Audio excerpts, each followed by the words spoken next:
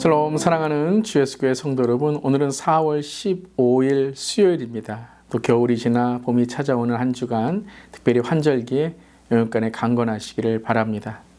오늘 찬송가는 268장이고요. 죄에서 자유를 얻게 함은 함께 찬양하시겠습니다.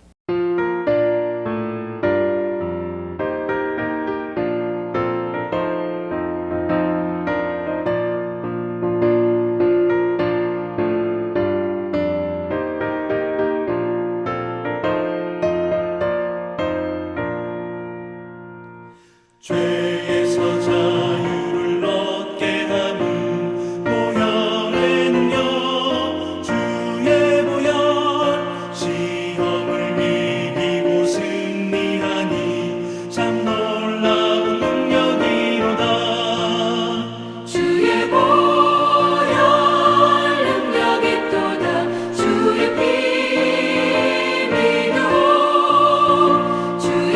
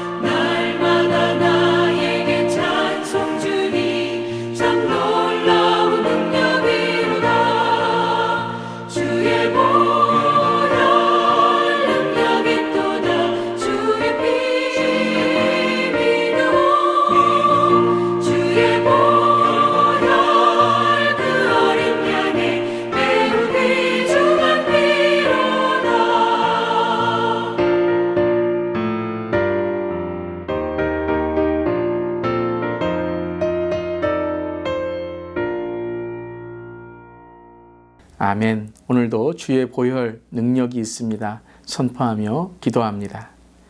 오늘 큐티인 하나님의 말씀은 에스라 2장의 말씀이고요. 1절부터 35절까지 하나님의 말씀 함께 나눕니다.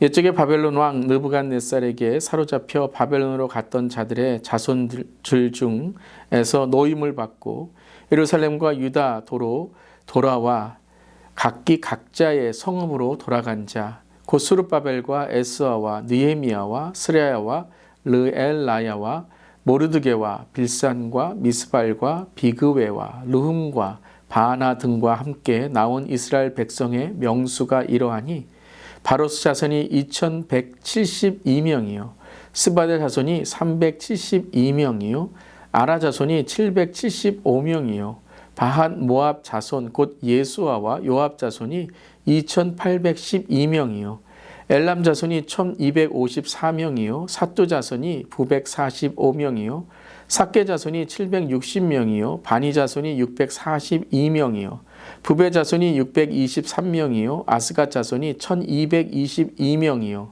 아도니감 자손이 666명이요 비그웨 자손이 2056명이요 아딘 자손이 454명이요 아델 자손 곧 히스기야 자손이 98명이요 베세 자손이 323명이요 요라 자손이 112명이요 하숨 자손이 223명이요 깃발 자손이 95명이요 베들레헴 사람이 123명이요 느도바 사람이 56명이요 아나돗 사람이 128명이요 아스마 자손이 42명이요 기럇다림과 그비라와 부에롯 자손이 743명이요 라마와 게바 자손이 621명이요 믹막스 사람이 122명이요 베델과 아이 사람이 223명이요 느보 자손이 52명이요 막비스 자손이 156명이요 다른 엘람 자손이 1254명이요 하림 자손이 320명이요 로드와 하딧과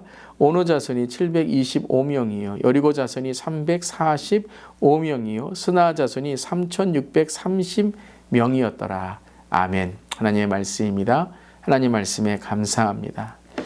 지난 월요일부터 구약의 에스라 말씀을 시작하여 함께 묵상하고 있습니다. 에스라서는 바벨론 포로 생활을 마친 이스라엘 백성이 고향인 예루살렘으로 돌아와 성전을 재건하고 신앙을 회복하는 이야기입니다. 특히 바벨론 포로기 이후에 고레스 왕의 칙령으로 귀환이 시작되며 하나님의 회복의 역사, 돌아옴의 역사가 시작된 거죠. 한마디로 무너졌던 예배가 다시 세워지고 흩어졌던 백성이 다시 하나로 모이는 회복의 이야기입니다. 특별히 이번 에스라서를 통해서 우리의 신앙과 특별히 예배가 회복되는 우리 모 될 수 있기를 바랍니다. 오늘 우리가 읽은 본문 에스라 2장은 참 긴 이름들로 나열이 되어 있는데요.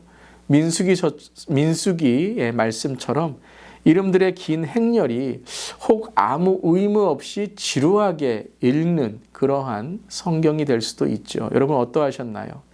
그런데 오늘 이 에스라 2장의 의미들을 생각하면 이 긴 이름들이 너무나도 은혜롭게 들리게 됩니다.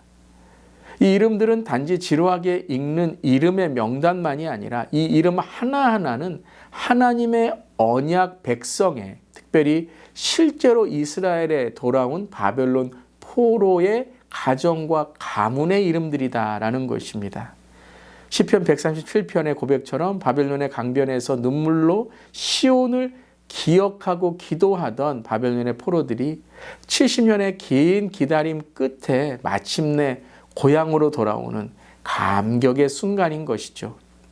그런데 이 기록은 단지 역사의 한 페이지에만 남겨있는 것이 아니라 오늘 하나님의 마음에 새겨진 이름들이다라는 거예요.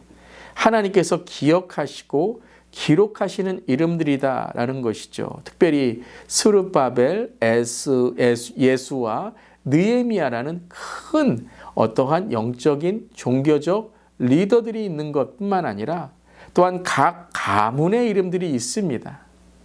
오늘 이 이름들을 볼 때에 한 가지 우리가 깨닫는 것은 하나님은 그 어떤 사람도 그 어떤 이름도 잊지 않으신다라는 것이죠. 그렇다면 오늘 이 2장의 긴 이름의 명단 속에서 우리는 무엇을 묵상하고 배울 수 있을까요? 첫 번째는 약속을 성취하시는 하나님의 신실하심을 배울 수 있습니다. 1절입니다. 옛적에 바벨론 왕 느부갓네살에게 사로잡혀 바벨론으로 갔던 자들의 자손들 중에서 노임을 받고 예루살렘과 유다 도로 돌아와 각기 각자의 성읍으로 돌아간 자. 그렇게 하고 이름이 계속해서 나오게 되죠. 그러니까 에스라 2장에 기록된 이 긴 명단은 단순한 어떤 이름이나 족보가 아니라 하나님의 말씀이 역사 속에서 어떻게 성취되었는지를 보여주는 증인들이다라는 것입니다. 그러니까 이 증인들, 바로 살아있는 하나님의 약속을 믿고 지켰던 이 사람들이 돌아왔다라는 것을 강조하고 있는 거죠.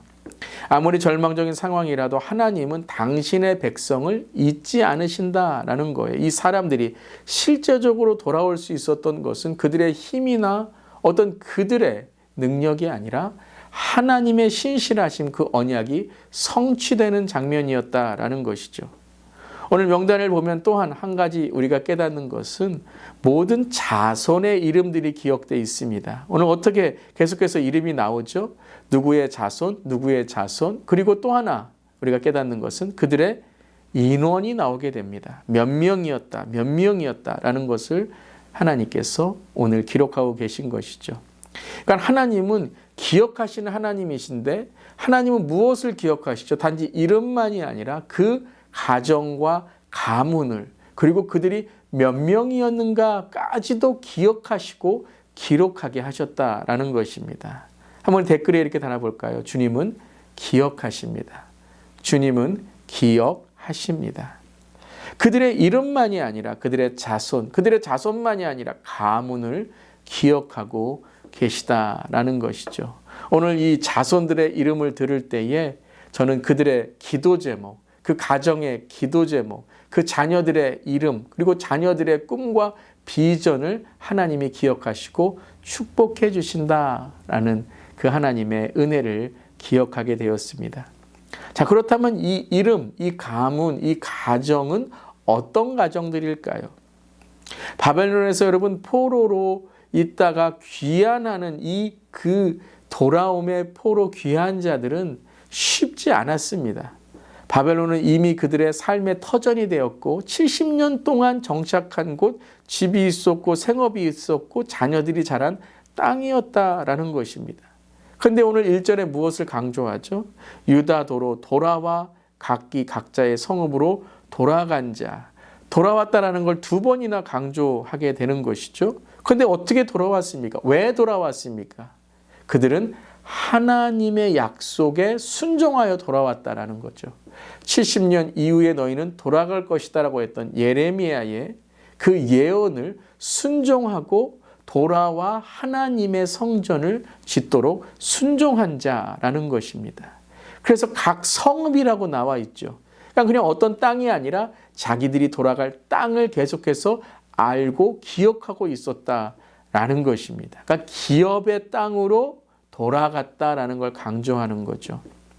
또한 이 숫자들을 보면 여러분 이 바벨론 포로에서 귀환한 자들, 돌아온 자들은 결코 다수가 아님을 우리는 알 수 있습니다. 당시 바벨론에 있던 이스라엘 공동체 전체에 비하면 아주 소수였을 것입니다. 그런데 이들이 순종하여 예루살렘의 성전을 재건하고 하나님의 역사와 약속을 이어간 자라는 것이죠. 바로 이 하나님의 언약을 이어간 공동체. 사랑하는 성도 여러분, 우리가 또 우리 교회가 우리 믿음의 공동체가 이런 하나님의 언약을 이어가는 공동체가 될 수 있기를 바랍니다. 아멘.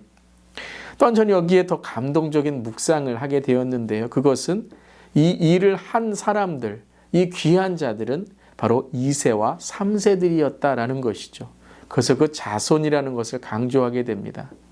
포로 2세, 3세들은 예루살렘에 한 번도 가보지 못했던 그러한 사람들이었을 것입니다. 그런데 한 번도 가보지 못한 그 땅, 그 폐허의 땅에 순종하여 갈 수 있었다라는 거죠. 바벨론에 남으면 누릴 수 있는 기득권과 안락의 삶이 있었음에도 불구하고 그들은 성전을 재건하고 그리고 하나님의 언약을 지키는 그 하나님의 길을 선택한 것입니다. 여러분 어떻게 이런 일이 일어날 수 있었을까요? 어떻게 2세, 3세들이 여러분 요즘에 우리 젊은 세대 여러분 어떤 헌신이나 혹은 어떠한 강요와 같은 그런 수고나 또 섬김을 이야기하면요 때로는요 잘 이해하지를 못합니다. 물론 여러분 강요와 같은 섬김이나 강요와 같은 헌신은 여러분 일어나지 않아야 되겠지만 헌신이나 또 섬김이란 단어를 들을 때 그들은 자기 중심의 삶으로 불편하게 여길 때가 있다라는 것이죠. 자, 그러면 어떻게 이런 일들이 2세와 3세들에게 자녀들, 손주들, 다음 세대에 일어나게 되었을까요? 그렇죠. 가정의 공동체, 신앙의 공동체가 있었다는 것입니다. 가정과 교회와 믿음의 공동체가 하나님의 말씀을 계속해서 이어가고 계승하고 가르쳤다라는 것이죠. 그러니까 헌신을 강조한 게 아니에요. 섬겨라, 너희들이 수고해야 된다, 이것을 강조한 게 아니에요. 하나님의 약속과 하나님을 사랑하는 세대로 그들이 가르쳤다라는 것이죠. 여기에 참 중요한 우리의 가정과 삶, 믿음의 공동체에 이 진리가 있는 줄 믿습니다. 우리가 강요나 신앙을 어떻게 우리가 만들 수 있겠습니까? 그런데 하나님을 사랑하는 것을 보여주고 순종하는 것을 보여주고 정말 하나님의 사랑으로 우리가 헌신하는 것을 보여줬을 때 그들 또한 그 본으로 담게 된다라는 것이죠. 그 중에 오늘 스룹바벨, 예수와 예수야, 느헤미야와 같은 이름이 있습니다. 또한 평범한 가정에서 양육받았던 많은 자손들, 세대가 있게 됩니다. 부르심과 하나님의 약속에 기꺼이 헌신한 1세들, 2세들, 3세들, 그리고 다가올 세대들, 온 세대의 이 모습을 볼 때 마음이 벅차지 않으십니까? 우리 교회, 특별히 온 세대가 이 비전과 헌신이 계승되고 하나님을 사랑하고 이웃을 사랑하며 영적인 성전을 세워가고 영적인 성장을 이루어가는 우리 교회, 우리 모두가 될 수 있기를 바랍니다. 특별히 여러분의 가정에, 여러분의 가문에 이러한 축복이 함께 하시기를 간절히 기도합니다. 아멘. 오늘 두 가지 기도 제목입니다. 하나님이 나의 이름을 아시고 나의 삶을 기억하신다는 사실에 감사하며 포로의 땅 같은 일상 속에서도 하나님의 언약을 붙들고 살아가게 하소서. 우리 주 예수 교회가 에스라의 귀한 공동체처럼 모든 세대가 함께 하나님의 나라를 세워가는 온 세대 언약의 공동체가 되게 하옵소서. 이렇게 기도하며 나아가는 우리 모두 될 수 있기를 바랍니다. 아멘. 기도하시겠습니다. 언약을 지키시는 하나님, 신실하신 하나님, 주님을 신뢰합니다. 바벨론의 포로된 자들을 잊지 않으시고 그 이름 하나하나를 역사에 기록하시며 돌아오도록 이끄시는 주님, 감사드립니다. 오늘 에스라 2장의 이 이름들을 통해서 주님은 결코 주님의 자녀들을 잊지 않으신다는 진리를 마음에 새깁니다. 이 이름이 우리의 이름이 되기를 바랍니다. 하나님 나라의 헌신한 이름들이 우리의 이름이 되기를 바랍니다. 또한 하나님의 나라를 위해 하나님의 성전을 위해 기꺼이 돌아왔던 그 자손들이 우리 다음 세대가 되기를 간절히 기도합니다. 세상의 편안함에 머물지 않고 주님의 부르심을 따라 순종의 발걸음을 내디는 우리 모두가 되게 하여 주시옵소서. 특별히 우리 여름 동안에 있을 많은 다음 세대의 사역과 단기 선교와 또한 하나님 우리 중고등부의 수련회와 여러 하나님께서 우리 공동체에 허락하신 이 믿음, 신앙의 유산들이 하나님이 여름에 열매를 맺을 수 있도록 주님 축복하여 주시고 특별히 우리 다음 세대 또 우리 자녀들, 손주들이 하나님께 헌신하고 또 하나님의 사랑을 흘려보내는 우리 온 세대 교회가 되게 하여 주시옵소서. 하나님의 나라를 이 땅에 세워가시는 언약의 공동체로 축복하시는 예수님의 이름으로 기도드립니다. 아멘. 오늘도 모든 우리 성도님들의 가정 하나님의 축복과 은혜가 넘치시기를 바랍니다. 아멘.